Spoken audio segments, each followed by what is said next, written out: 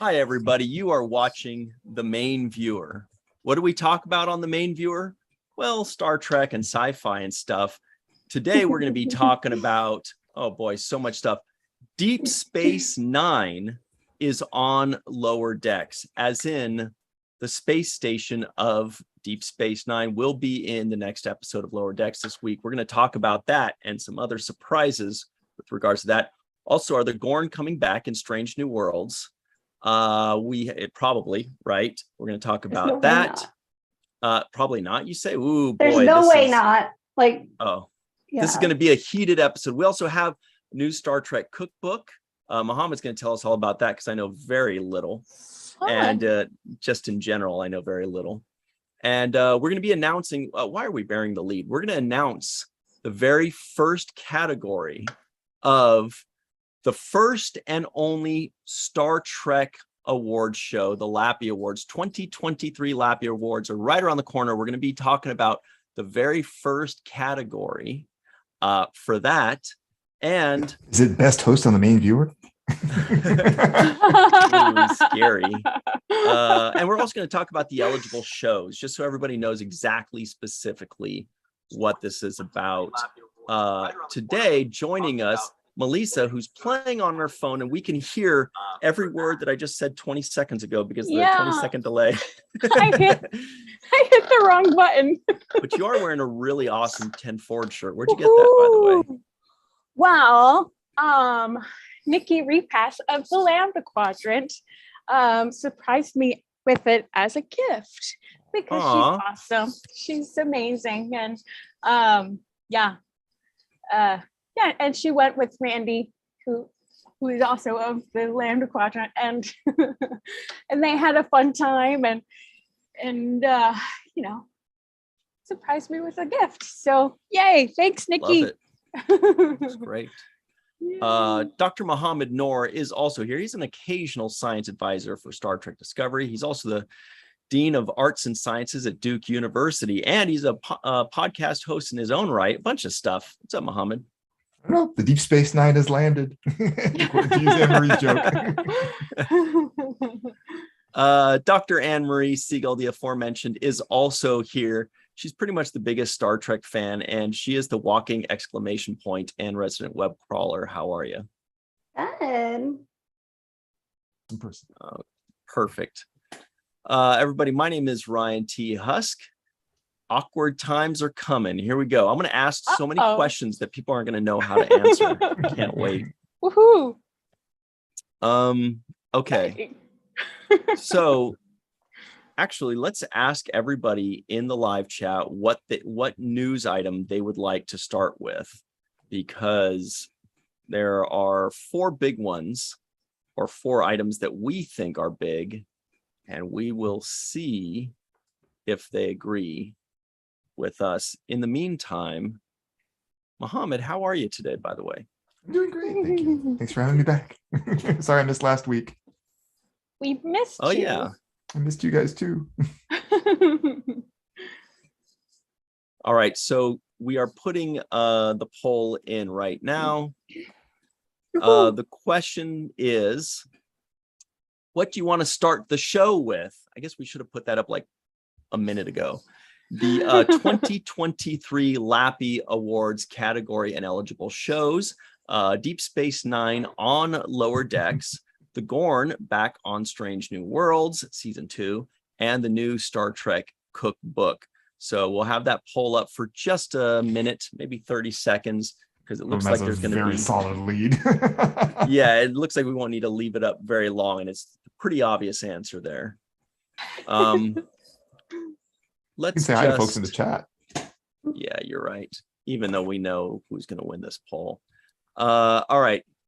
Hello, Donnie Pearson, Fran Iverson, Kimber Spores, Chuck A, Linda Anderick. We see you, Scott Jensen the 13th. Back of the head. That's our buddy John Orchiola at Screen Rant. Ooh. He's got some pretty fun stuff that he's going to be doing on the 8th of October. You can feel free to tell us that in the live chat if you'd like.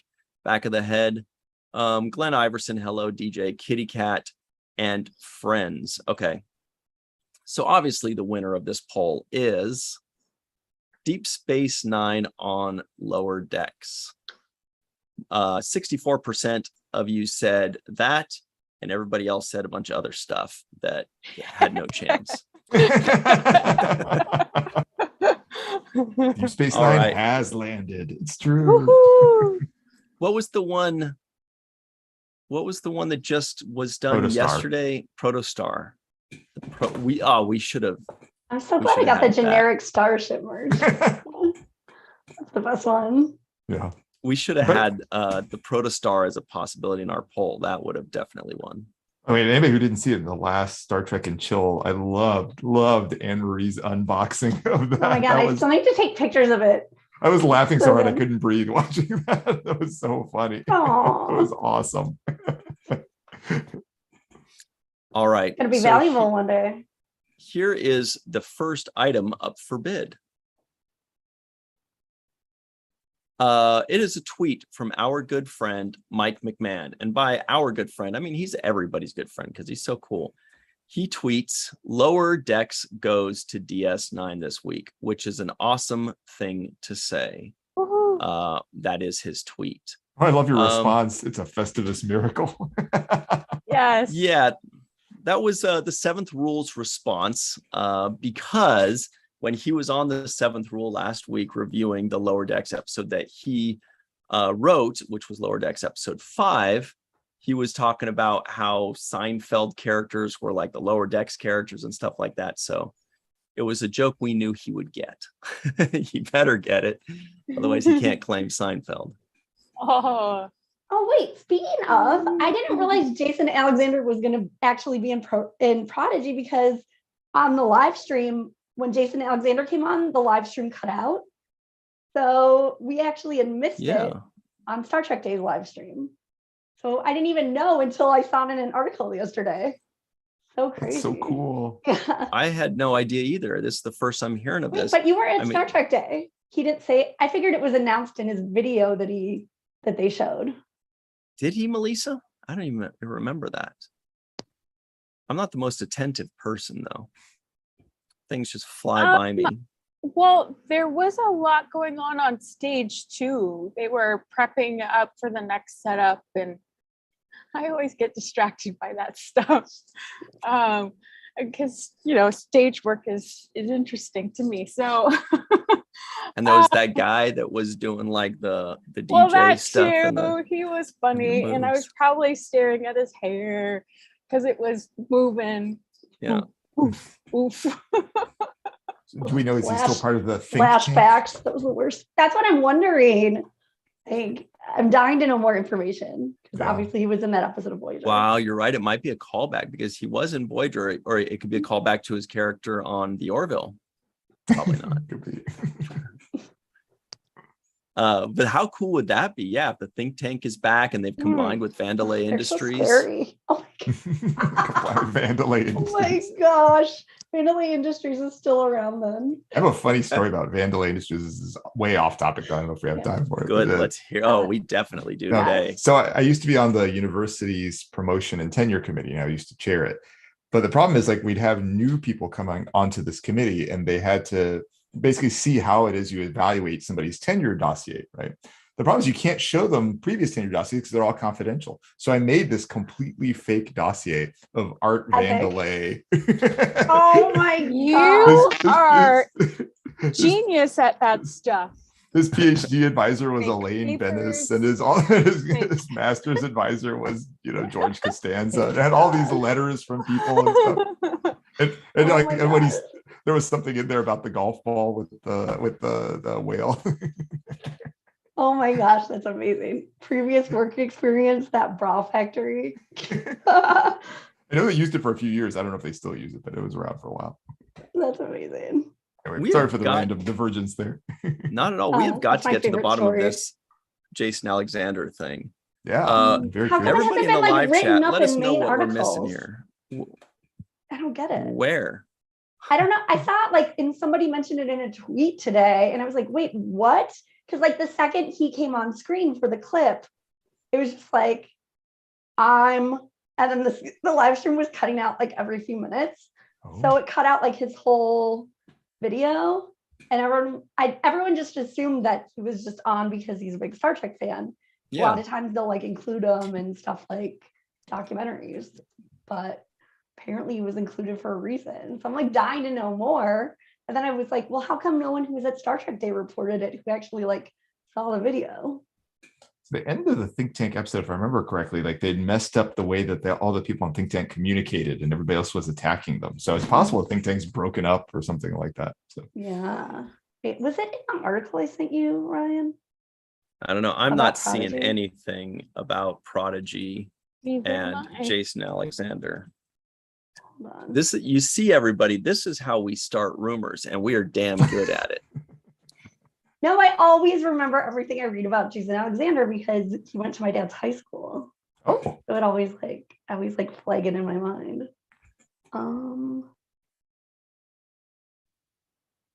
Wait, This- Is it this article? you find something? Ryan? Sorry. yeah, well, this was from 11 months ago, though. But it does say the animated series Star Trek Prodigy announces new cast members: Jason Alexander, Jamila Jamil, David Diggs. I do remember that. Remember they announced that this was last year, and there was all the Oh, I buzz, do kind of remember and then that. it went away. Oh. Oh, you know and where I heard it? so- I heard it on Trek Core's weekly Trek podcast that came out yesterday. I heard it. Right. mentioned. Well, they're sure to be right, because that Yes. news article from last year said they cast him, which means they recorded his stuff, and now it's sure to happen in the next 10 episodes, the second half of their first season. So whatever it is, you're right. It's almost Oh, certain yeah. to happen in the next 10 episodes. Trek movie, October 10th, 2021. Yeah. Robert Yeah, Beltran. I remember it was all the Jason rage, Alexander. and we freaked out about it. And then that's how we are as Star Trek fans. It's like all the rage, and then like next year we're like, did that happen? I guess I Oh, was yeah. blinded by like how crazy it was that outrageous my Dakota goes on. kids show. Like, Just so cool. Okay. So anyway, so where were we? sorry. We're supposed to be doing lower decks on Okay. I'm sorry, Deep Space Nine on lower decks, but we got off on Jason Alexander. Right. But it's a good one. It's a good divergence. So we know that, what is this, episode 6 of the season 3 of Lower Decks is going to be visiting Deep Space Nine. Now, whether the episode is about Deep Space Nine or takes place on Deep Space Nine, or whether the lower deckers are going to land on it and walk around, as some people were surmising based on the one Deep Space Nine screenshot. landing.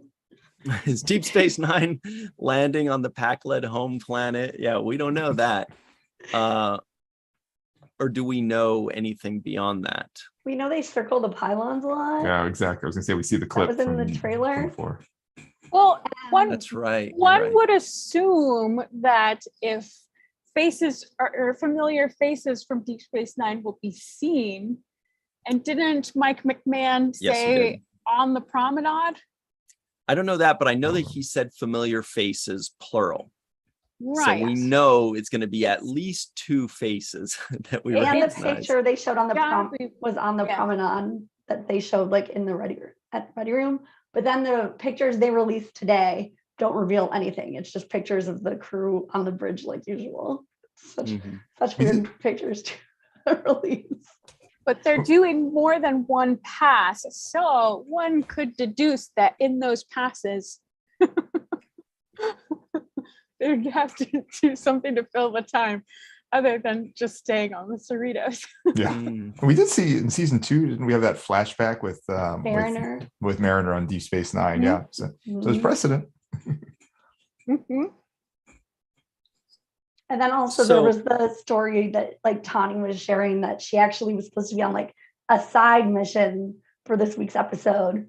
But then she called up Mike McMahon because she's like a lifelong Deep Space Nine fan and was like, you can't have a Deep Space Nine episode and I'm not on Deep Space Nine. So I guess that actually That's does mean great. she's on Deep Space Nine. She goes to Deep Space Nine. Love it. How funny would it be, though, if it were, and we know it's not going to be, but if it were an episode that just takes place on Deep Space Nine with Deep Space Nine characters, but it's, presented through Lower Decks, right? So as in the show Lower Decks, but you don't actually see any of the main characters from Lower Decks. It's just like, Oh, it's just like an episode of Deep Space Nine, in the style of Star Trek Lower Deck. Obviously, we know that's I would not love that. the case, but that would be so funny just to see, you know, Quark feeding Rom some root beer, and then, you know, Jake and Nog running around being rascals and all kinds of stuff like that. Kira telling Odo something that he did wrong, you know. A lost episode. Yeah, That that'd would be be fun. so much fun. Conspiracy truthers checking on Cisco. Oh yes. yes, that's good stuff. So what you were alluding to, it seems, here is something, here's an article from our friends over at /film.com. And by our friends, I'm not even sure I've heard of these guys. Feel like probably have. The title is Tawny Newsom's love for Deep Space Nine led to a Star Trek Lower Decks rewrite. This got to be what you are Yeah, referring this to, is- Anne-Marie. Yeah. And it reads a little something like this. Star Trek Lower Decks has given its characters fun chances to interact with some of the cast members from other famous Star Trek crews, including Will Riker, Deanna Troi, but season 3 will see the crew of the Cerritos headed to one of Starfleet's most famous non-starships. Wait, hang on a second. Yeah. I know. Are there Freaking- other space Freaking stations that, K7 or whatever. yeah. That's the one Yeah. for tribbles, yeah, but it's still That's it's like nothing a like Deep Space that's Nine. far less. Yeah. Not nearly as famous. Yeah. Jupiter station, Um, like give me a break. Dominion Wars on the front lines. See. And it continues. Star Trek Deep Space Nine was a series that didn't quite get the warm reception from fans or critics that it deserved, but has become a fan favorite with a seriously devoted following. Lower Decks shares some things in common with Deep Space Nine, including being a bold new approach to the old Trek format, and it will be a real treat to see how the writers lovingly riff on my personal favorite corner of the franchise. That's a really Love great it. point about Aw. having stuff in common because they're both boldly different. Man, we gotta get some kind of technology that blocks pop-up ads, because that video advertisement below Yeah. is really distracting. It's like, watch this I trailer. I'm know. like, I'm trying Yeah. to read, bro. Leave me I alone. was I like, don't care is about that the trailer for the next episode? But it's not. I don't I know have what it to was. keep- Anybody who No. doesn't like Oh, it is no, one it's of the a- soulless minions of Now I want to know orthodoxy. what the trailer was for. I'm seeing some an kind of Audi comic commercial. Cartoon. Oh. That's what Oh, I'm seeing. man, It's I want an Audi. leaving that one alone. Anyway, so Mohammed, being that you're the biggest Deep Space Nine fan of the four of us, just kidding, guys, don't get mad. Yeah, I do like it a lot. I don't know about that, but I do like it a lot. What are you hoping to see in this episode? It's a good question. So I would say, let me alter your question. Let me say, what am I expecting to see? And I think we talked about this a little bit before. I would be surprised if Quark is not part of it. It seems like if they're going to be going on the promenade, the most logical person to have there is Quark. You know, Armin's probably available, and I assume he'd be interested in doing that. What am I hoping to see? Well, I'm hoping to see that, but I'm hoping to see as many returning people as I possibly can, I know. and just other scenes too. It'd be great to go up to the I forget what the name of Upper pylon?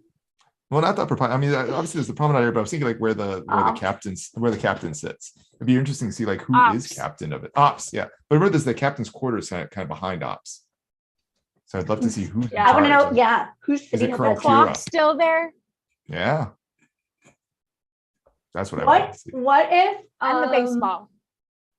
Dr. Ta'ana and Shax get engaged and then they go to Garrett to get her wedding dress?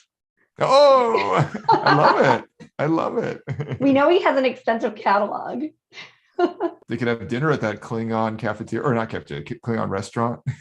Mhm. So we've got a new poll going up Go to right Vince's here, gym.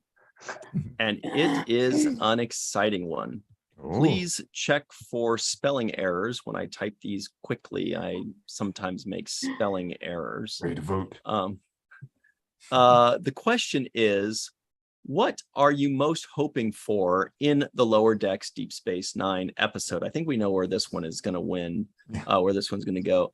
The options are familiar faces, comedy, a good story, or something new. Something new could be like a new character introduced or a new storyline or a new villain, just something new. Comedy, we know they can do. Good stories, they do well. Familiar faces is got a good chance of winning this one. Well, I think that's why, right? Because like it's Lower Decks. It always has comedy. It always has a good story. So I mean, those are probably like safe bets. Whereas the hope for is the I don't even less need obvious. those. Yeah. Oh, I should have put Easter eggs as one. Oh. People love their Easter eggs. Yeah. Like the They love baseball. to That would be- be phenomenal. Mhm. Ooh. And Yeah, the I would clock. love Credit to to see Melissa. that. Melissa was one who suggested that.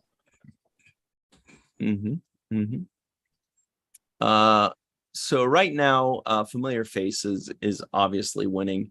Dr. Anne Marie Siegel, what do you hope to see in this episode? Okay.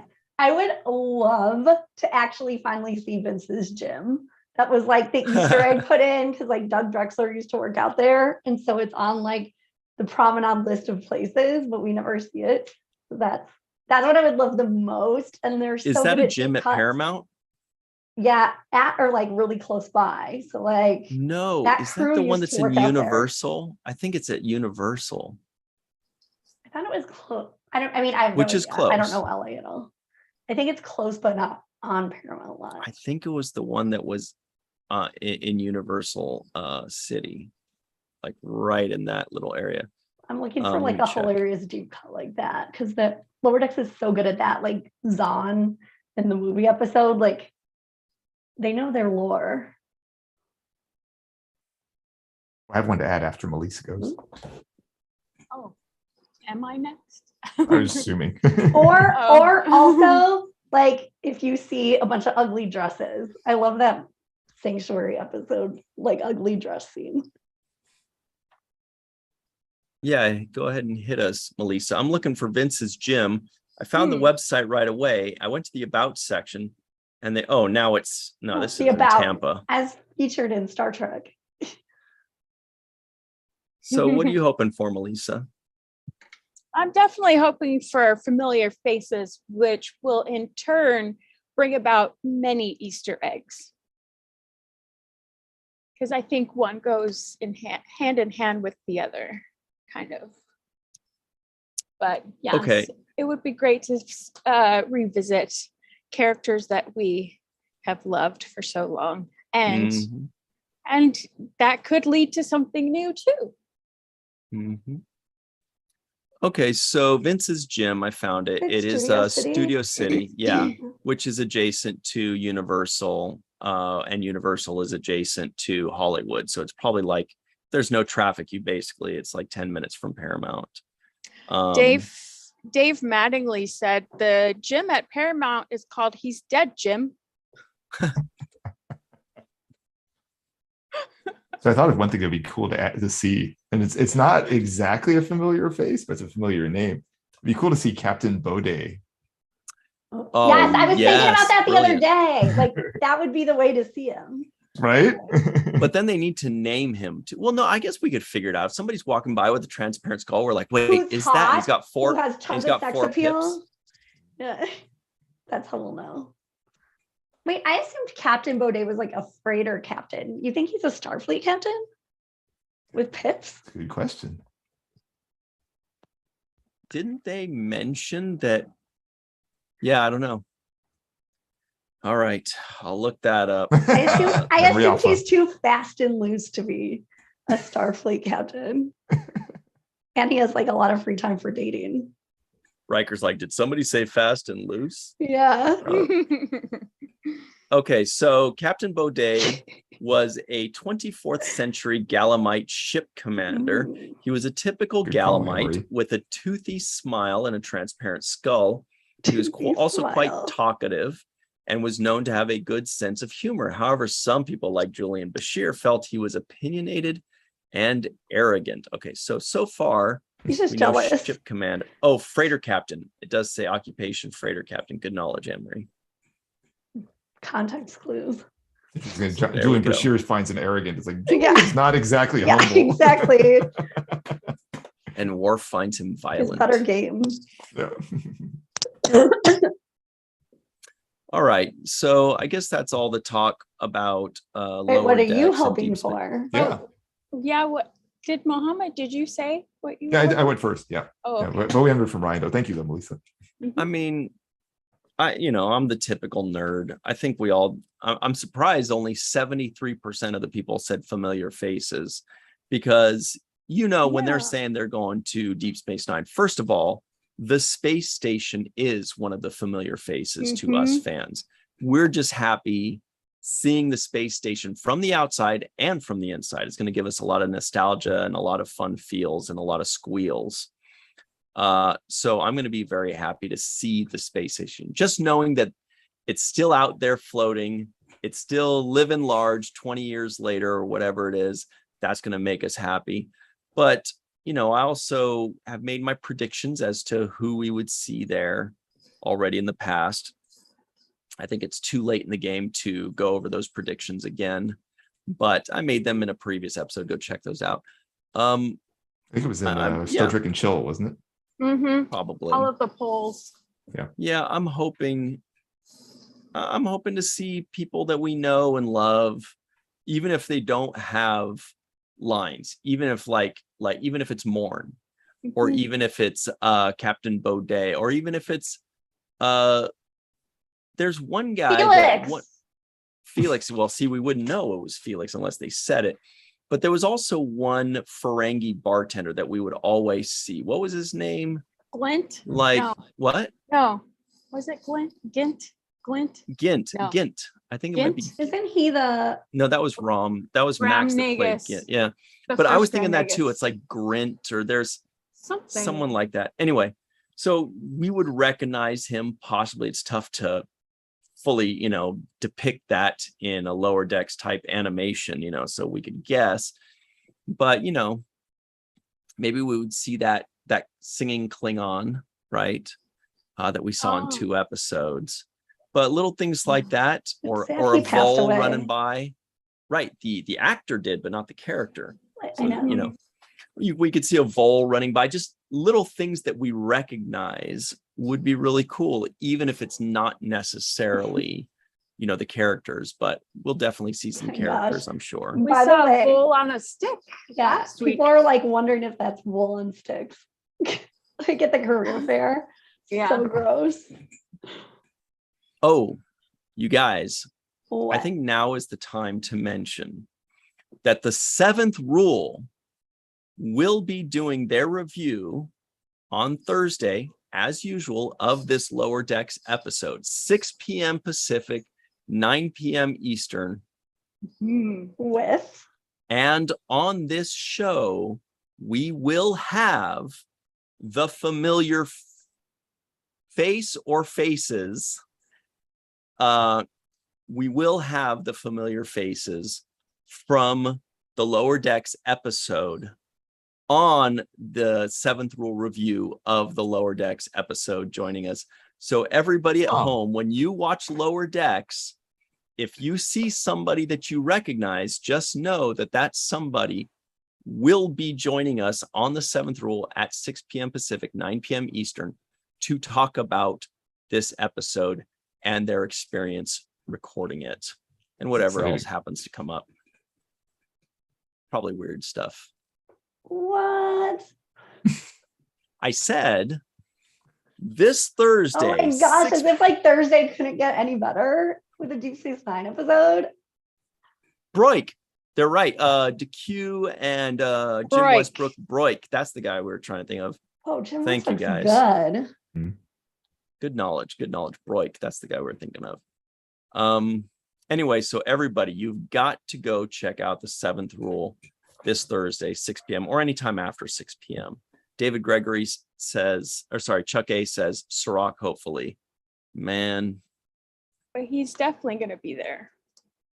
Yeah, that's true. That's a fair one. Regardless. Yeah, that's true. All right. So any final thoughts on Lower Decks before we close the book on that discussion? Jim Westbrook said to Melissa, next time it will be a chocolate covered vole on a stick. Cool. Some good knowledge, because I've been wondering like I couldn't remember how many years after the Dominion War this episode will take place. So the live chat saying 6 years. Interesting. I can't wait Wait, to see what's changed. it's only 6 years after the Dominion Wars. I thought it was 20. You think about Picard, I think. Yeah. Lower Decks. You're right. Let's get confirmation on that. Because it's like after Voyager returned home. So I meant to look that up, but now I won't have to. Okay, beginning in the year 2380. Huh. That might just be the next year after. This is after Voyager comes back. Voyager So- comes back after Deep Space Nine's over.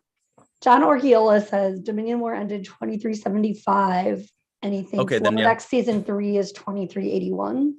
Fantastic. Then 6 years. Awesome. Good job, guys. God, I love how smart everybody is. It makes our job so much easier, doesn't it?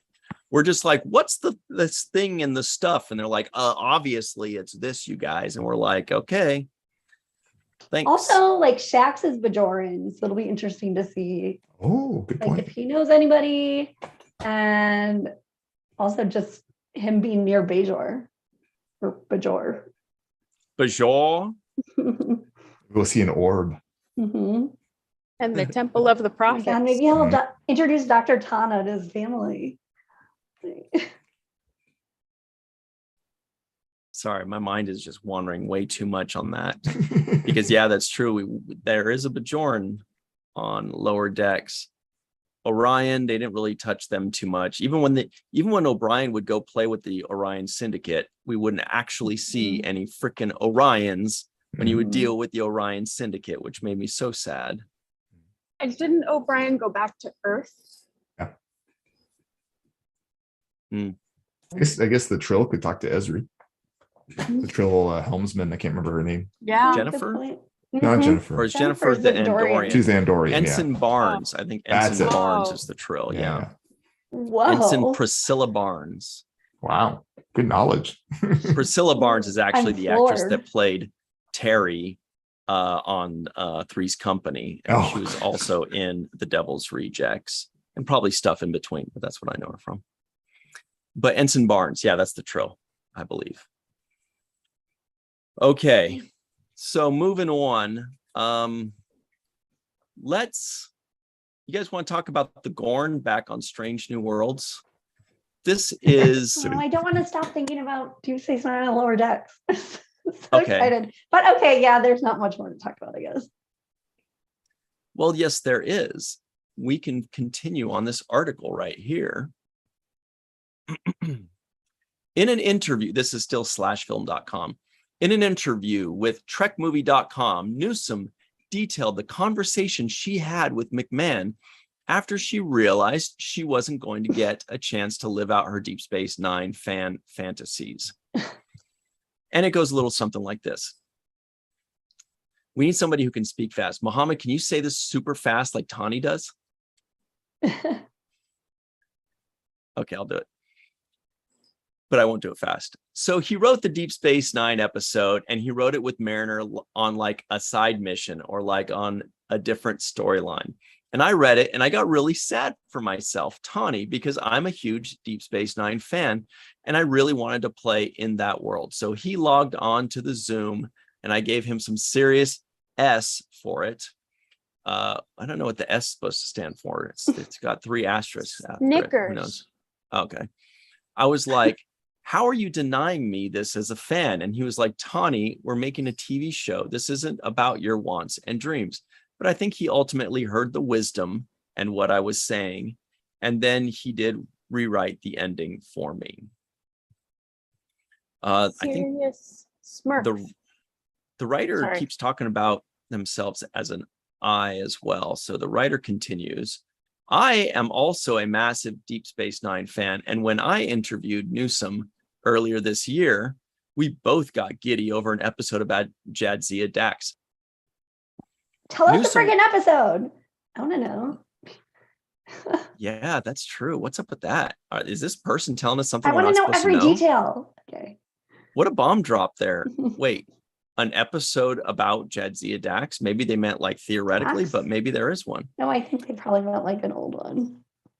Newsom is not just a total Trek fiend, but she's a hardcore DS9 dork and absolutely deserves a chance to see her character walk the promenade or have a drink at Quark's. And apparently, the Deep Space Nine episode wasn't the only time Newsom managed to make some waves in the Lower Decks universe. Star Trek Lower Decks is a show by Star Trek fans for Star Trek fans.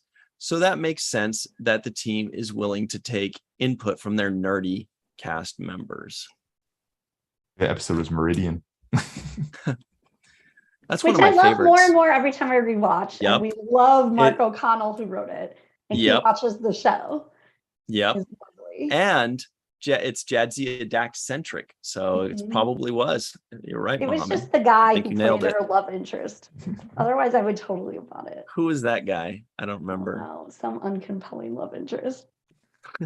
None of them are compelling. I mean, It's that's the like, hardest like a thing to total do. Belial. Yeah. I think it's the hardest thing to do in writing is to convince us that two characters fall in love in like two scenes. I think it was just the chemistry of them, not the writing.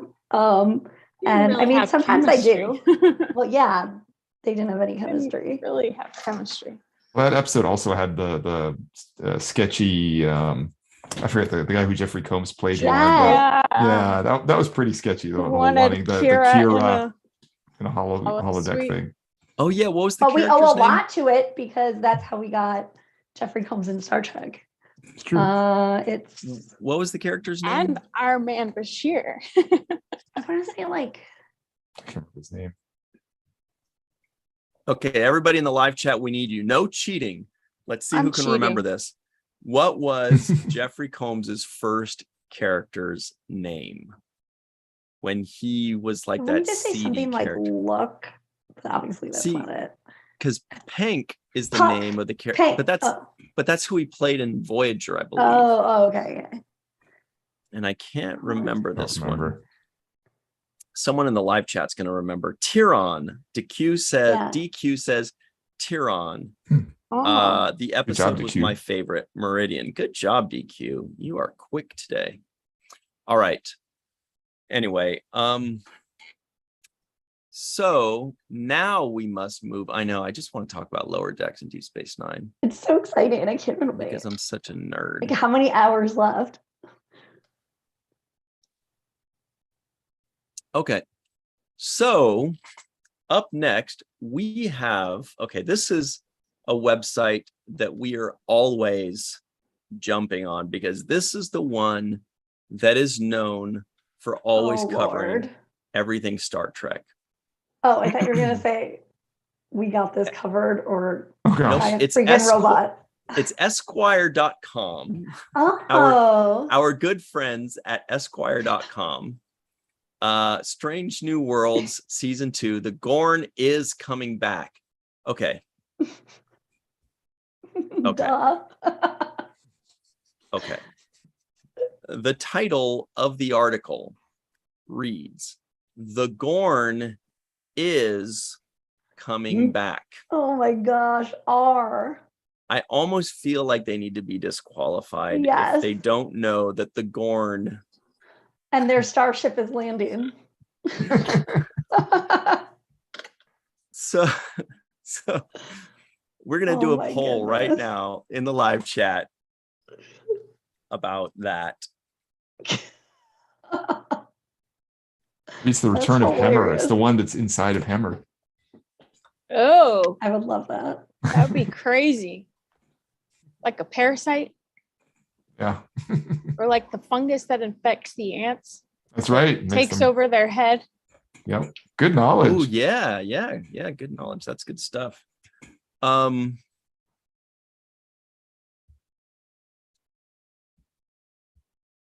The Gorn Okay, is here is because they could be talking about a specific Gorn.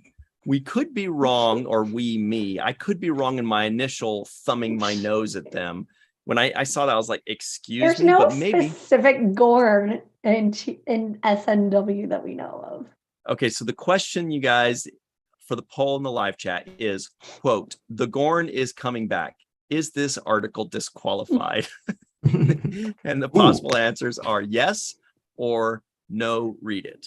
What if it's the Gorn captain from TOS the Arena? Well, I was wondering that, except it takes place before, so then the title still doesn't Oh. make sense. I don't know, but that's a lot more forgivable. You're right, Mohammed, I Yeah. think. Or Wait. maybe it is the one inside Hemmer. I don't know. Oh, It'd be but it's disturbing, like but the But they most don't- obvious thing Fault. ever. Of course, the Gorn are coming back. Yeah, but we need to Everybody know in the if world has Gorn said is this coming already. back. So now I just thought of a question. Okay. If Hemmer's species, and I'm drawing a blank right now, Enar. Inar. right, exists on in a cold climate, their body temperature is probably lower as well. So the Gorn that is in Hemmer shouldn't be at home in him because his temperature is lower than everybody else's. Right? Sure. Mohammed? Possibly. Oh, I mean, it makes sense. I mean, we're speculating, but it makes sense. I mean, possibly. It's just Yeah. No. You made guess. Mohammed raise his Sorry. eyebrows, which means you brought up a good point. Agreed. And Mohammed is our resident Inar expert. That's for sure. That we know. We know this is true. Okay. mean, you're setting a certain set of rules. They don't like the cold, so, and you're assuming that they're using other bodies to hatch because they're nice and cozy and toasty. Then Hemmer's body shouldn't be as cozy. That's If he's hospitable. cold-blooded. Yeah, and given they're probably all cold-blooded, which would mean that probably the parasite would be slower to develop inside him too. Oh yeah. Speaking of cold-blooded, you guys in the live chat are cold-blooded. We're going to close this poll here. 76% of you say yes, this article is disqualified for a typo or a non-understanding of what the Gorn is. And for writing an obvious article. Well, obvious is fine with me. I think that's great because it's Both. still. Yeah, it's still an article. Well, Here's what I think. I think if it's. Oh, go ahead. Sorry. I was gonna say, I think if Esquire something knows like what a Gorn is. right, I think is if the other something like question. Esquire wants to write something that we think is obvious, that's okay because they're reaching out to a different That audience is great. than big Star Trek fans. So they're bringing in new fans because people that read isn't Esquire like clothing or It just modeling or seems like something like confused. that? I'm also shocked that But they're writing about like how many people who read Esquire know what a Gorn is? they have an entertainment section, Okay. and it is possible that they have somewhat of a Star Trek fan on their writing staff, and maybe they're not as familiar with TOS. Mhm. Now, but it was a pretty in-depth article with lots of great stories and interesting points they made, but you guys aren't let's going to get to read it. see it. No, So I'm let's so read it. sorry. They said no. Let's see if But- they redeem themselves. But Chuck A makes a great point. He says it could be a Bobby Clark cameo as the Gorn, in which case I would have the loved that. Gorn I know that's the is first thing I thought. back in Strange New Worlds, as in the guy that played the Gorn. He's the guy. That'd but, be the only possible explanation for is. But you guys, everybody wanted to be mean and judgy in the poll, and they said no, they made a typo, maybe, probably, so we're not going to read it. It's not everybody. 76%. That's true. It would have been But- 78% if I voted. So none of us have ever made a typo. I make them nonstop. I don't write for Esquire. But we're all human and we all that's make the thing. mistakes. Do we think it's a typo? Less likely, but maybe. Or do we think it's just that the They don't person who know. wrote the Yeah. subject line just doesn't? It is Or possible. maybe we're misinterpreting it. Okay, let's play a game called Ryan reads one line from the article, and then you guys tell me if you change your mind. Okay. One is fun. line at random. Is there going to be another poll to see if they've changed their minds? Okay, yeah. Okay, here's the one line at random. Here it comes. Quote, so this is a choice that almost makes itself, and it is a tremendous relief. Mohammed is not It's very convinced. cryptic. Well, it's just one line at random. Yeah. Wait, So read let's- it again. I was reading the live chat. Sorry. So Marcus, this is a this- choice that Thanks. almost makes itself, and it is a tremendous relief. Oh. Well, that it kind of seems obvious. It's a choice that makes itself, and it's a tremendous relief that the Gorn are coming back. All right, so we are Which going is to. hilarious because when I was like, oh gosh, I guess we're gonna have to get more Gorn episodes in season 2 since that story didn't resolve. Yeah.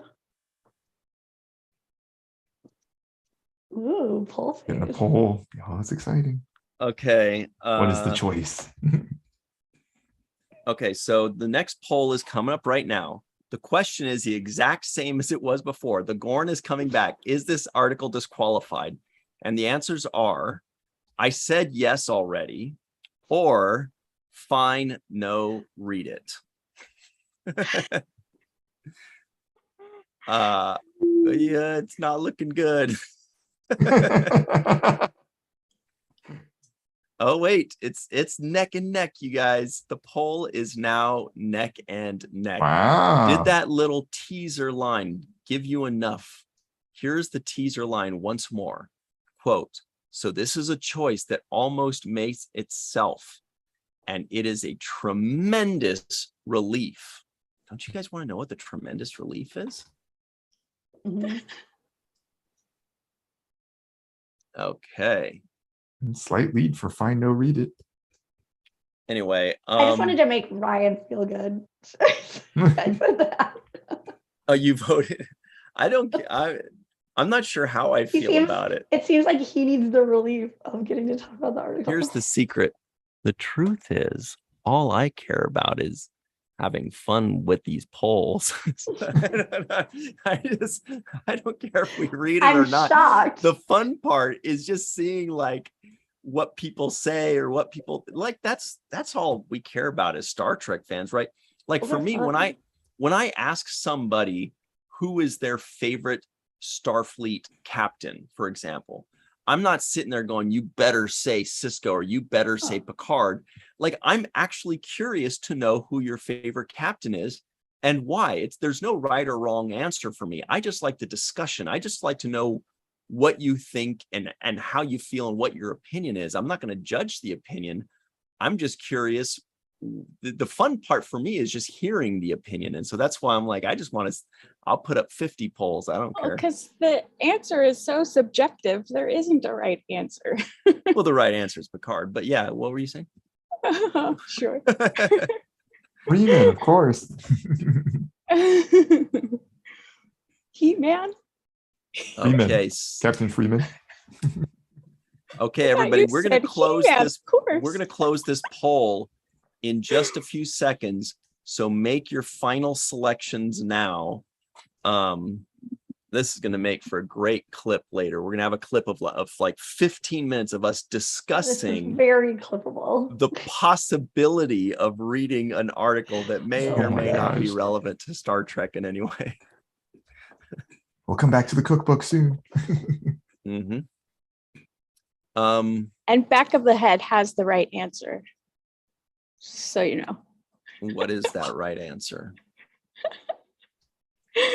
He says the right answer is Cisco. Yeah, some say. Some say. Although there's a typo there too. It's the Cisco.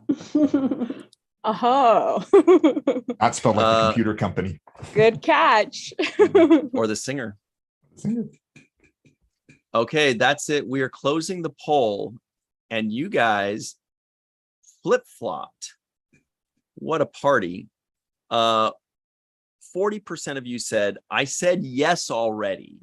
And 59% of you said, fine, no, read it. which totals 99%. Okay, It so always totals 99% every time I'm looking at it. bad news, guys. We have run out of time for the amount of time that was allotted to this segment. So Cliffhanger for next week. God. Okay, so here's the article real quick. It goes a little something like this. Sci-fi lovers get excited. A new season of Star Trek Strange New Worlds is on its way. Season 1 scored a 98% on Rotten Tomatoes, becoming a hit with fans and critics alike. Now that it's ended, we're already looking ahead to where season 2 might go. And lucky for us, the cast and crew are talking. This prequel to Star Trek, the original series, follows Captain. We don't need to know any of that stuff. We need to know. I know. Yeah. Let me just scroll down to the teaser question, the teaser line, because I think these people are just giving generalities because it's for people that don't know anything about Star Trek, I guess. Which is great. So it goes, speaking exclusively with Esquire, Mount Cute coat. teased how Pike will be different in season 2. Now that he's been visited by an alternate older version of himself and reached some degree of acceptance about his fate. Quote, I would say he's more resolute after the finale of season 1, Mount said.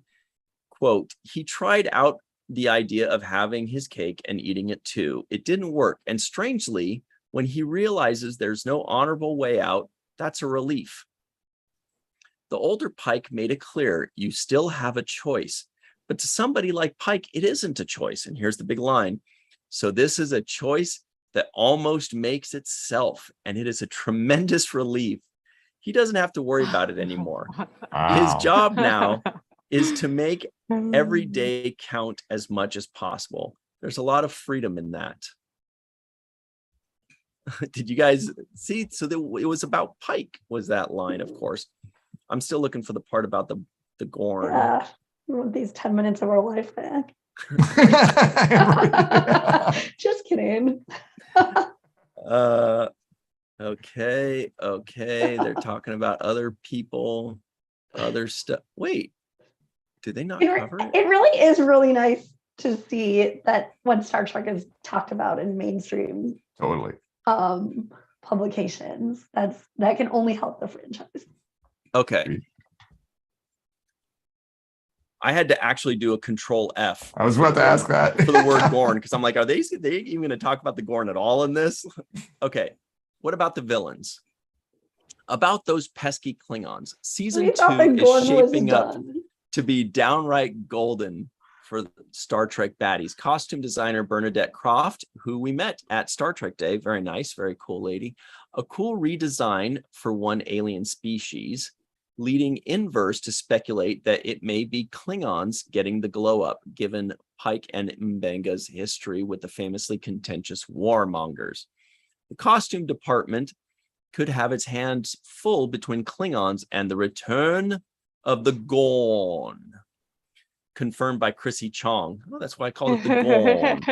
Just when we thought the Gorn was done, just when we thought the Gorn was done, they keep doing this to us. But the thing is, they're quoting Inverse, and we know that Ryan Britt wouldn't get this wrong. So it's crazy they didn't catch on that it was a plural. Yeah. Just when we thought the Gorn was done bedeviling La'an and her crew, they're coming back for more. Okay, my brain's gonna explode. Wow. Yeah, so that's more than a typo. But it says was I know singular and I there know. for plural in the same sentence. That's why I said it's more than a typo, because giving me a headache. They referred to them as there. Yeah. Quote, yes, we will see the Gorn in season 2, Chong said, but this time I feel like La'an has overcome a lot of her trauma. She's faced her worst fears. So now it's about what can they do as a team? I mean, yeah. No, yeah. Sorry, my brain is going bing, bing, bing, bing, bing, bing. Boom. The next two Boing, boing, paragraphs there actually had more interesting stuff about Captain Angel and Cybok coming back. Which I mean, we assumed that was probably true, but it's still good to see that confirmation in there. Is that confirmation? It was in the next two No. paragraphs. It says we would love to see more of Angel. Absolutely. Oh. Along with Angel comes another villain, Cybok, Angel's lover and Spock's estranged half-brother, whose unexpected comeback in Strange New Worlds made major waves with Star Trek fans. It would be This is a bizarre if really they don't long bring article. Cybok back, because it's like, really, that was it. We just get this like random cameo and then he's gone. That'd be pretty strange. I hope they bring it back. Okay. So, any final thoughts on the Gorn? Yay! Happy to see him come They back. should come back because puppets on TV are fun.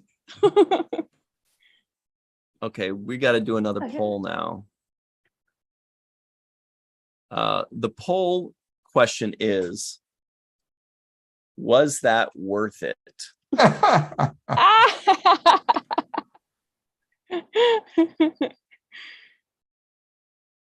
Okay. Grammarly would catch those types of typos, though. They Yeah. should use Grammarly. Check it out. Check it out. So 2.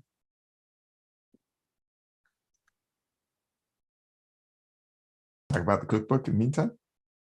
Well, I was going Yeah. to bring up the Lappies. Yeah. Yeah. And Boy, then also the there's people like in the poll- a, You guys in the chat are ruthless, man. there was also a The little monsters. fun tidbit in that Prodigy article I sent you to that we have to cover for like a few seconds. Hang on. 1.6 to 1.20. And then Lower Decks, season 3. Oh, it's pretty ruthless. Yeah, these guys. And then, all right. So let's do the 2023 LLAPy Awards. What does LLAPy mean? You know, live long and prosperity, as Mike McMahon calls them. 93% of them said no, this was not worth our time. They're like, you just spent Exactly. 45 minutes on this article and you only read like a small part of it and you picked and wasn't chose and you that nitpicked long. the typos. They're probably right. Spend more time on the typos.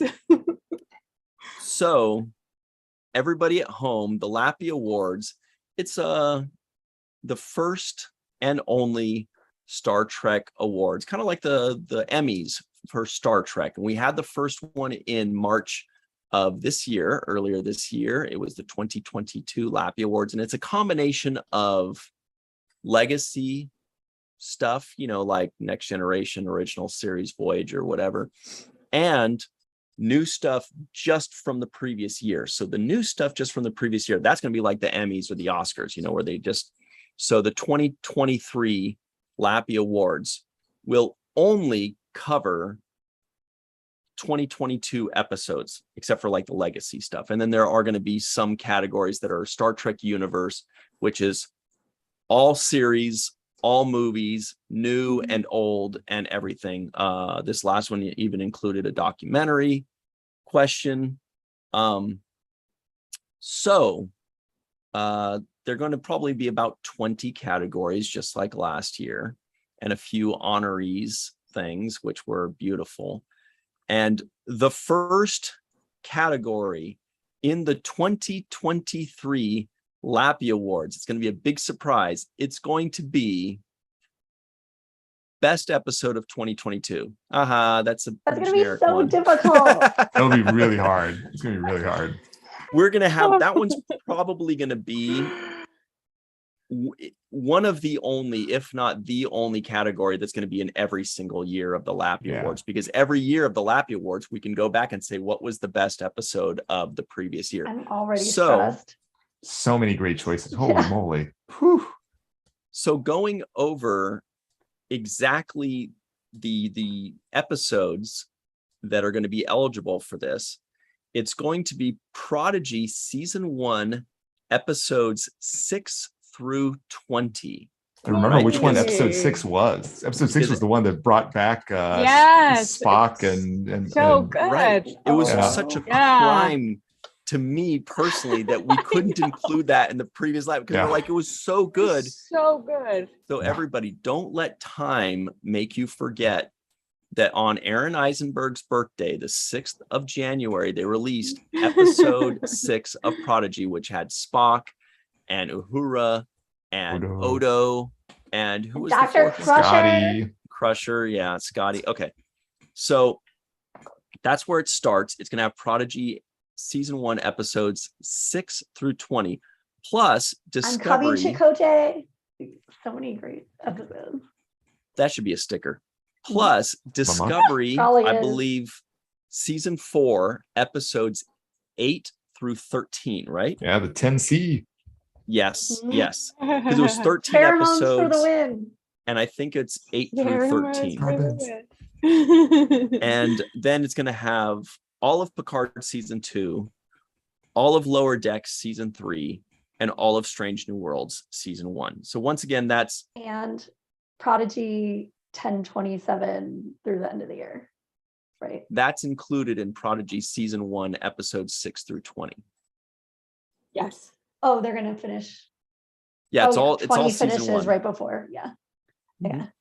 Yeah, Awesome. season 20 by our count, we could be wrong, but by our count, season 1 of Prodigy basically ends like 2 The days before the 29th new or year. something. Yeah. Okay. Yeah, So hopefully once don't skip again, a week. yeah, I know. Otherwise, we're gonna have to do this all over again. Once again, everybody at home, Prodigy season 1, episodes 6 through 20, Discovery season 4, episodes 8 through 13, and Picard season 2, Lower Deck season 3, Strange New Worlds season 1. Do you guys have, everybody in the live chat, do you have any early favorites for which episode you think might win or should win best episode of 2022? That's a fun question. It's going to end up being 14. It's so 20, hard to about even 50 choose episodes. within each series. I think. Mhm. Best episode of 2022. 2. Yep. There's so many episodes. I know it's It's a about- lot to choose from. That's 50. I think it's exactly 50. Yeah, it's a lot to choose from. Wow. That's great. There's so many great choices there. Time Amok was awesome. Yeah. Yeah. But no, also, no, I might vote for Spock Amok. I loved that like romantic comedy one. That was a good one. that was fun too. I There's did so many see good more than ones. I thought I would. This also like the finale of Strange New Worlds is amazing, especially Yeah, that end very scene good. with like making memories where he's like walking on the bridge. Mhm. I watched that a million times. And I then love that Lower look Decks that Deep Uhura Space gives him. Nine. Yeah. Sorry, I didn't mean to interrupt. Glenn Iverson says his vote will go to a Strange New Worlds episode, most likely. Hmm. AZ Oh. Lionheart 312 says A Quality of Mercy would be my The vote. one. Kimber Spores playing it smart. She says, I don't know the answer right now because she's saying Depends if Jake Sisko's in tomorrow We still- Thursday's episode. And we still have 15 episodes to go. Right. Right. We have Lower Decks to finish, and we have Prodigy. And, Yep. It's Yep, too yep. soon to tell. What if at New York City Comic-Con they announce that throughout all of November and December they'll be releasing short Treks episodes, and we'll be like, well, we Ooh, got to that would include be short fun. Treks too. You never Yeah. know. That would be so fun. Okay. Chase If on says anybody can more get in. Ponfar. With their website. Okay. I know.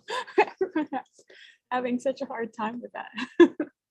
Okay, so let's move on because Muhammad is dying to tell you guys, he's burning to tell Oh, you wait, guys really? all about the cookbook. Oh, so Wait, sorry, really Muhammad. fast though? How are we gonna end up like the votes will be like going for like a preliminary vote, right? Again, this time to get like the finalists, and then you vote from the finalists. Yeah, we'll vote for the nominees, right? But this will all start at the beginning of January because we cannot begin any votes on what the best episode of 2022 will be until we've seen all those episodes of 2022. However,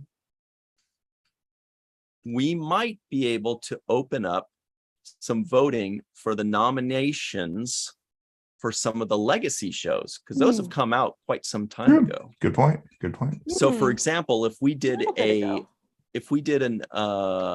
category on funniest animal moment in a Star Trek legacy episode, we could start the nominees, the voting for the nominations, in October if we wanted, because y'all should have seen it by now. Yeah, I will feed him. Yes. Anyway, So many Mohammed, Porthos so moments, sorry. though. No, it's okay. I Love those know, I Porthos love moments. Porthos. So cute. Love He's the Beagles. one trick pony with his love of cheese. Just kidding. Watch your mouth. He's so cute. Really is. So can you tell us about this cookbook, Mohammed? Sure. So just a week ago, September 20th, 2022, the Star Trek cookbook just released. Now there is one from the 90s that has a picture of Neelix on the cover. If you Google and you find that, that's not this one. That's one that's actually like various actors from the Star Trek franchise talking about what their favorite recipes are. This new one is really interesting. This is by Chelsea Monroe Castle. And she's the person who wrote things like the official Game of Thrones companion cookbook. She wrote a Firefly cookbook. She wrote these other things. But basically what she did is she researched the foods you see across the Star Trek franchise and then tried to write recipes that actually matched what you see on the screen. And, sometimes tapping into things like the novels when necessary, but trying as much as possible to match what you see on the screen. And also at the same time, trying to make something that tastes good. If you're interested, by the way, Daily Star Trek News released a video on YouTube with an interview with her about this. But I peeked online to see what some of the recipes were, and there are some that we've talked about actually. Syrup of squill has a recipe in there. What a squill is? So apparently squill is a thing. Actually, I just Googled after because it said the first ingredient was squill. Apparently it's some plant with a bulb. Apparently it's just a thing. Yeah, so they just have a recipe for that. They said you can replace it with rose hips and stuff like that. So that one was there. Yamuk sauce is in there. What's a yamuk? So that one is interesting. So the recipe, I wrote down the notes. It has cheese, milk, tea bags, butter, flour, Thai red curry, and paprika. But what it could be is that it's not a thing, but it might be like, I don't know how you pronounce that word, Worcestershire.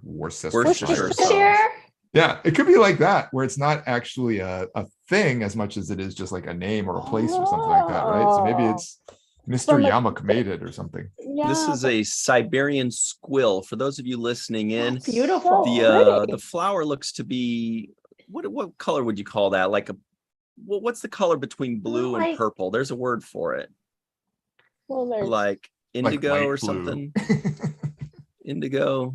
indigo. It's like lighter than bluebells. A little lighter than bluebells. Yeah. Anyway, So pretty. please continue, Mohammed. That's mostly it. So I mean, it's out now. You can get from Amazon or your favorite booksellers. It's available. It's 192 pages long, and again, recipes to try to match what you see on screen. Like Sue Kissenweather from Women at Warp, she did a fun blog post like 2 or 3 weeks ago where she actually cooked the plomeek soup. Oh, It's a fun read. That's fun. With pictures. Wait, The isn't plomeek that soup. the thing that Bashir likes hot? He says so Paul plomeek likes soup. it. Oh, It's what's very the one? Vulcan. And like Neelix makes it for Tuvok, which is so cute. Yeah, I thought Bashir said He might have Plomeek said it soup. once. you might have. very hot or something once. He's a man of the universe. Yeah, I'm pretty sure. I'm almost positive. I remember putting that as a trivioid. That's why I know that. Yeah, I remember that. I just wrote to Paul always getting it on Enterprise. Mm. Good knowledge. I mean, the big Okay. thing with that was it was always supposed to be very mild. I remember that she didn't want anything that was too Super flavorful. It was always very bland. mild. Yeah. Like her personality. So we also have a description of this thing. It can be found on Amazon, the cookbook. It says, learn how to make meals that are out of this world with this indispensable guide to the food of the stars. Perfect for every fan, this updated edition of the Star Trek cookbook from the New York Times best-selling author comes with brand new and delicious recipes tantalizing visuals, and easy to follow instructions and advice to make the best foods from the future. I wonder if With they have the all- little cubes from Well, TOS. hopefully at some point, Doug Drexler also publishes or releases Dorothy Duder's like Yeah, that'd be recipes great. that she had started collecting to do a Star Trek cookbook. I'd love to see that. It Since she actually continues. did make the food on Enterprise. Mhm. With all new recipes right beside timeless classics, food stylist and New York Times bestselling author Chelsea Monroe Castle's reimagining of the Star Trek cookbook presents a visual feast along with complete guides. Wait, what are we doing? We're selling people stuff for them. I know. Anyway, exactly. sounds great, They everybody. didn't give us any copies. I was like, boy, this is some really good copy that we're reading out loud like a commercial. Mhm. But yeah, Dorothy Duder, hopefully that we'll get Oh, something from that as I well. would That love would be that really cool so from much. Enterprise. Okay. Let's move on. What was the next item? There's that Prodigy article I sent you, which we can just like scroll through fast, but there's a fun little bit that I didn't already know that's what I think we haven't talked about. That's about Murph. I don't know of this Prodigy article. I emailed it to Virtual TrekCon. Okay, let me check. Everybody at home, enjoy these commercials until you do. Oh, here it is. All right. So I'll just summarize. There's not Yeah, really I'll anything to pull it pull up up. right So now. basically it was like an interview with the Higman brothers and that Trek Core did, and they were asking like when we get to finally know Murph's backstory Oh, and how it's related to the original series, which I wasn't like totally positive it was a TOS deep cut. I just knew it was somewhere in like Star Trek lore. And so they say that we find out more in episode 11, so like the first episode back. And also they said there was like a challenge on Twitter for a while where everybody was trying to guess like, what is Murph? How's Murph related to canon?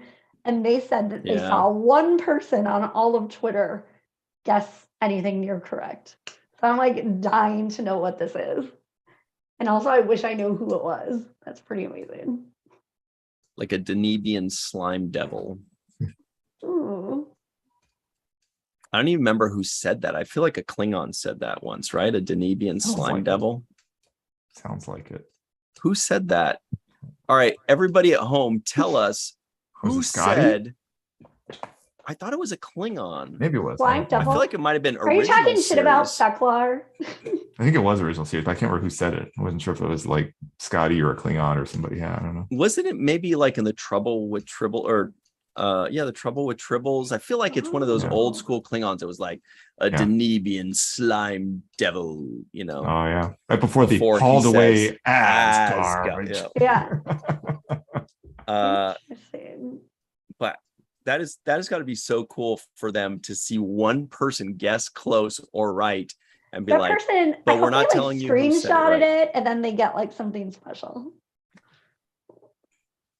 So cool. I can't even wait to find out. Yeah. You guys think we're going to find, oh wait, And it's Rafe so cute. They were Needleman. like, Rafe Needleman. Oh my gosh, the author, the 13-year-old author of the original Star Trek trivia book from like the 70s that I got autographed Wow, at STLV. that's what Glenn Iverson says. He's amazing. Oh my gosh. We love Rafe Needleman on Inglorious Treksperts. So basically what happened is Rafe Needleman was lost to the ages because he was 13 when he wrote this. And he just said in all the information that we had about him was that about the author, he said he was an Organian. And then the Inglorious Treksperts for like a couple years constantly were referencing Rafe Needleman, the Organians trivia book. And then one day, Rafe Needleman emailed them that he was listening to Inglorious Treksperts in his car on his commute to work. Oh my god. And heard them talking about him. And now they're all friends. And this year, Rafe Needleman went to STLV with him.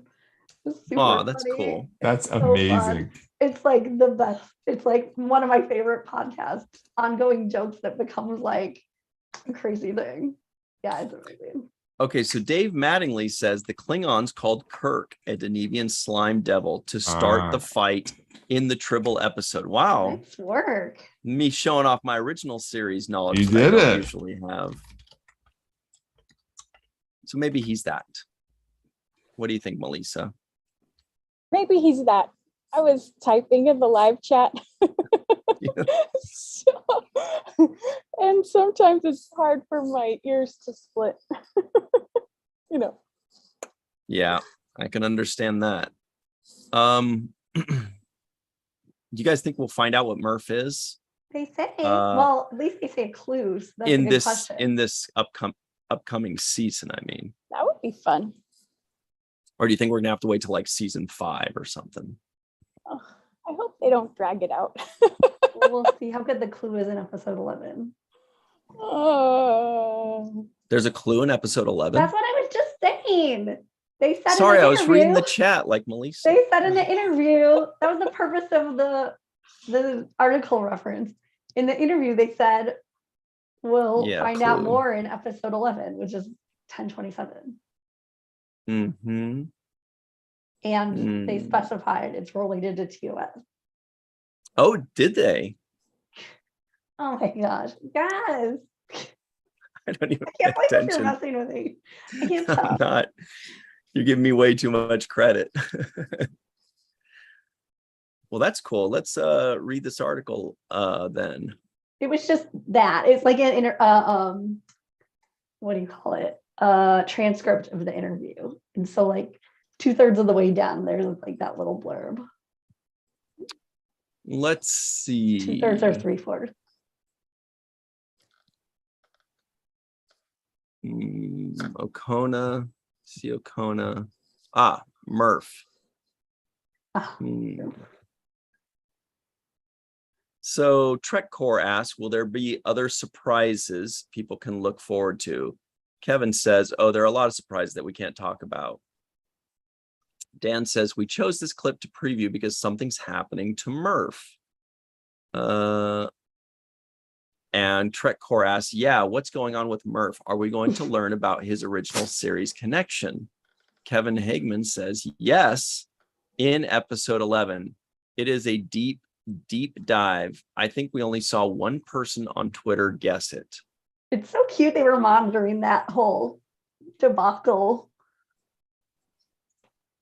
Wow, so that's exciting. I really hope they don't drag it out forever. I would love to know by episode 11, which is the first episode to come out in this grouping. That would be cool. Kind of like the Odo storyline, how like at first they thought you would just never know what Odo is. And then it actually turned out better that we found out like after a couple of seasons that we could like delve deeper into know what he is once we knew. That's a good point. Mm-hmm. Enjoy your dinner to Q. Well, she turned off my laptop, so I couldn't type it. All right, everybody in the live chat, we've got a few minutes left, but let us know your guesses for what Murph is. We're going to be finding out in exactly 1 month. So put in your guesses right now so that if you are correct, you can go back to this live chat and say, see, screenshot your answer, and you could say, I got it right. I'm the best. Baby founder. Is it related to the goo in the jar on Lower Decks? Maybe they are. He is I was wondering related about to that. the founder. Goopy. But maybe he's a radioactive founder. That, I don't know. Like that. That's a pretty good song by Imagine Dragons, I'm right? thinking that too. Radioactive. Yeah. Yeah. Good job, I Mohammed. like that song too. Yeah. Anne Marie's like, is Imagine Dragons a book? What? I don't know. I was just thinking about how cool it is that Mike McMahon on Seventh Rule last week was talking about how every couple months all the showrunners get together. I was just trying to like work out in my mind, like, could it coincide? Like, yeah. In my mind, they just take turns getting donuts. But I was just thinking how cool it would be if they mapped like if the goo or goopy was related to Murph somehow.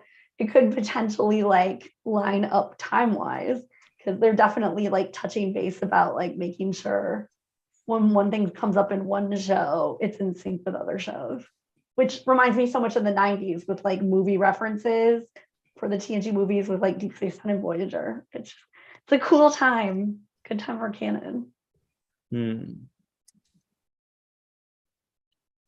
All right. David Gregory says, good song. He gets it.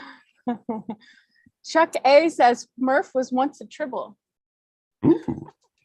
Maybe they're the gooey anterior, but we know Ooh. They're that, meaty. that they're meaty like meatballs. Or We maybe know they're- this.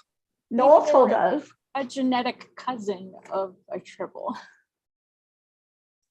I don't know. Gross tribbles. Those Tribbles. All right.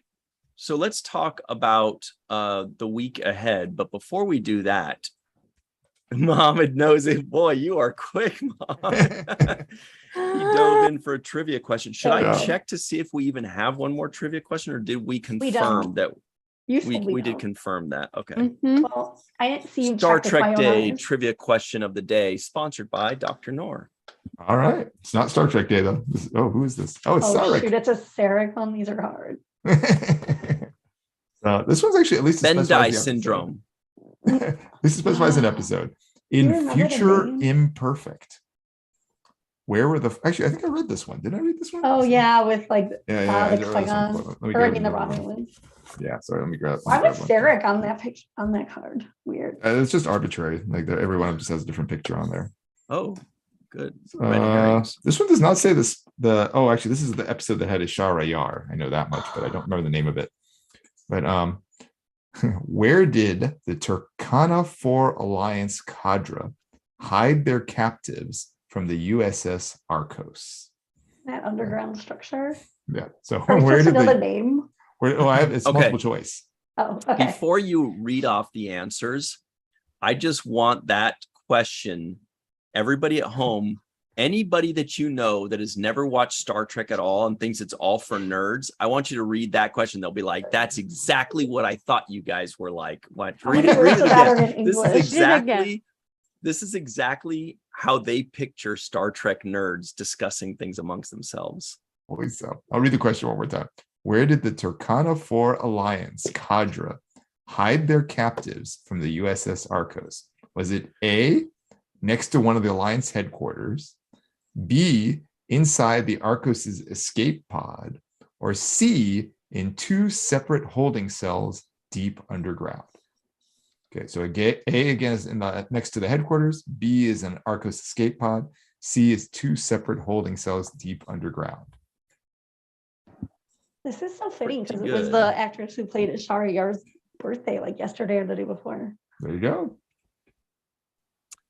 All right, everybody. So let's talk about this Okay. week. Wait, really fast. I have to say Yes. Mabrello's comment about Murph. What if he's a baby Armis? Oh, no, you didn't. Okay, that's the winner. That's Yeah, amazing. pretty good. That is what she said at the end of her comment. Oh, no, you didn't. Oh my Okay. gosh. So yesterday, Monday, 7th Rule released our full review, Deep Space Nine review of episode 12 of season 7, The Emperor's New Cloak. You guys remember that one? The Emperor's New Cloak. Mhm. We've got very special guest joining us, Mr. Armin Shimmerman, for that one. Go check that one out. It is available on the 7th Rule YouTube channel right now, and also wherever you find your audio podcast. Go check that out on your audio podcast. If you don't like watching stuff, you just want to listen. Then tomorrow, Wednesday at 6 p.m. Pacific, 9 p.m. Eastern time on the Falling Tower YouTube channel, we have the final review of Saturday Morning Cartoons Month. And we are doing our review of Dungeons and Dragons. Remember the 80s cartoon Dungeons and Dragons? Our special guest co-host, of course, is Dr. Mohammed Noor. And our guest of the week is actor extraordinaire and funny man, Darth F. Shuey. It isn't, parents really call him Darth? Yup. That's his real name. So check Darth that out. Senior. That's a Falling Tower. Yeah, Darth Senior now. That is a Falling Tower YouTube channel, 6 p.m. Pacific, 9 p.m. Eastern on Wednesday. Then Thursday, 6 p.m. Pacific, 9 p.m. Eastern. This is the big one. We're seventh rule on the seventh rule channel, 6 p.m. Pacific, 9 p.m. Eastern. Our review of Lower Decks Season 3, Episode 6, with the Deep Space Nine familiar faces. When you see a familiar face on this Deep Space Nine Lower Decks crossover episode, just know that you go over to the Seventh Rule YouTube channel and we will be talking with them about this episode, unless they flake. So, but that is going to be so much fun. It's going to be freaking amazing. So everybody go check out that episode of Lower Decks and then go check out the Seventh Rule. We are super excited about it. Then Friday, right here, Rob Marr says 80s D&D is crying out for a reboot. It's getting one. We talk about it on What's First, right, Muhammad? He's got all the knowledge. Yep, we do. So Friday, right here on the Virtual TrekCon YouTube channel, check us out, 5 p.m. Pacific, 8 p.m. Eastern time. This is live. It is going to be Star Trek and chill. We talk about Star Trek, we chill, talk about Babylon 5 somewhat. We talk about snacks a lot because who doesn't love snacks, and drinks and life, and we get you started for the weekend. So go check that out. That is 8 p.m. Eastern time on the Virtual TrekCon channel. Lastly, on Sunday on the Seventh Rule channel, where are we going with this one? Sunday. Wow, is that already on October the 2nd? What? So that is, I know, 9 a.m. Pacific, 12 p.m. Eastern time, Deep Space Nine, Season 7, Episode 17, Penumbra, the first segment of that. Check that out. People are like, Penumbra? What is that? The first episode of the last arc of Deep Space Nine. Yep. And one more bonus one on Monday, 6 p.m. Pacific, 9 p.m. Eastern on the Seventh Rule channel. We will be releasing our review of Deep Space Nine, Season 7, Episode 13, Field of Fire, with special guest, writer-producer of the episode, Robert Hewitt Wolf. It's a lot to do there. Busy week. You know what else happens Friday? Hocus Pocus 2 with Doug Jones. It's released, finally. You counted out when the Deep Space Nine finale will be covered? Like 2 months away. Yeah. When the Deep Space Nine finale will premiere on November 27th. Wow. So it's Thanksgiving weekend, I think, right? We will be giving thanks to Ira Stephen Bear. There you go. And company. Okay. All right. Muhammad, what is the answer to this question? We're all dying to know. Everybody typed C in the chat. And I even put a hint in there saying hint. Was it like next to the thing next to it? That you're correct, Anne-Marie. Dr. Anne-Marie knows the answer. Well, I mean, underground was my first guess because it looks so dark in there. Yeah, I'll read it off again. Where did the Turkana 4 Alliance cadre hide their captives from the USS Arcos? The answer was A, next to one of the Alliance headquarters. Everybody said C, though, huh? Everybody said C. Yeah. I must Tricky. All right, Dr. Noor, can you tell everybody where they can find you online should you choose to be found? Sure. I'm on Facebook, Instagram, and Twitter at Mofnor, M like Michael, A, F like Frank, N like November, OOR, or on YouTube as BioTrekkie, BIOTREKKIE.